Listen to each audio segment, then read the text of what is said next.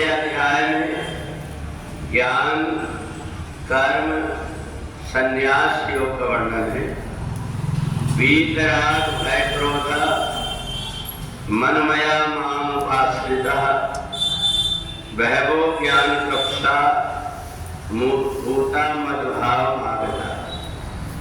भगवान कहते हैं कि मेरे अवतारों को अलौकिक रूप से जान करके मनुष्य राग, भय और क्रोध को त्याग करके, साधना करके और मेरे आश्रय रह करके मेरे को ही पवित्र हो, मेरे को ही प्राप्त कर लेते हैं।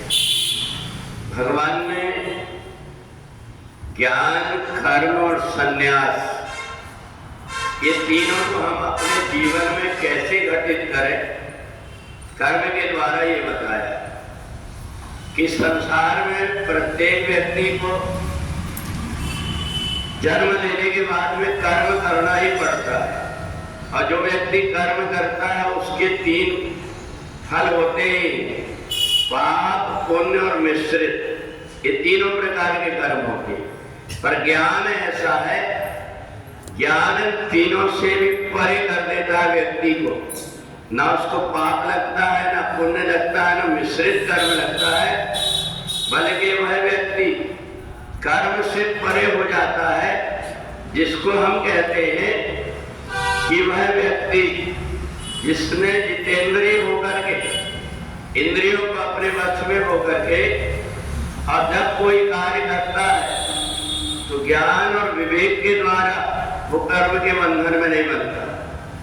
जैसे हमें आग निकालना है तो आग में अगर हम हाथ लगाएंगे तो हाथ जल जाएगा, पर उसी को हमें ज्ञान हो जाए तो चिमटा से पकड़ करके व्यक्ति आग भी निकाल देता है और हाथ भी नहीं जलता।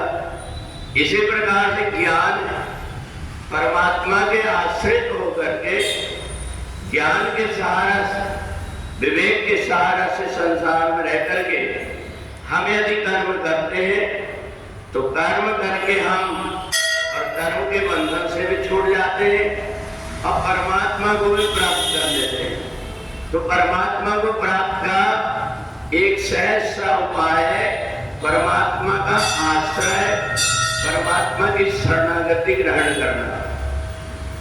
और इसलिए चौथे अध्याय में तीनों चीज एक साथ बताई, ज्ञान भी, कर्म भी, संन्यास भी। जबकि तीसरे अध्याय में भगवान ने कर्म योग बताया, पांचवें अध्याय में संन्यास योग बताया। परंतु कर्म और संन्यास दोनों को मिलाकर के हम ज्ञान के सहारा से कर्म करते हुए भी किस प्रकार से सन्यासी रह सकते हैं। भगवान ने राजा जनक, सुखदेव, इनके उदाहरण देते हुए बताया कि राजा जनक शरीर रहते हुए भी विदेह रहे, इंद्रियों से ऊपर जो व्यक्ति उठ जाता है उसको कर्म बांधता नहीं। तो इसलिए इन इंद्रियों को विषयों से ऊपर उठा करके यदि हम कर्म करते हैं तो हमें परमात्मा की शरणागति मिल जाती है। और जो व्यक्ति केवल कर्म को त्याग करके और सोचता है कि मैं ज्ञान के सहारा से अगर मैं ऊपर परमात्मा तक पहुंच जाऊं तो उसकी मूर्खता है, क्योंकि बिना सीढ़ी के कोई भी व्यक्ति ऊपर तक नहीं पहुंच पाता। इसलिए कर्म सीढ़ी है, कर्म करते हुए ही व्यक्ति ज्ञान को प्राप्त कर पाता है, ऊंचाई तक पहुंच पाता है।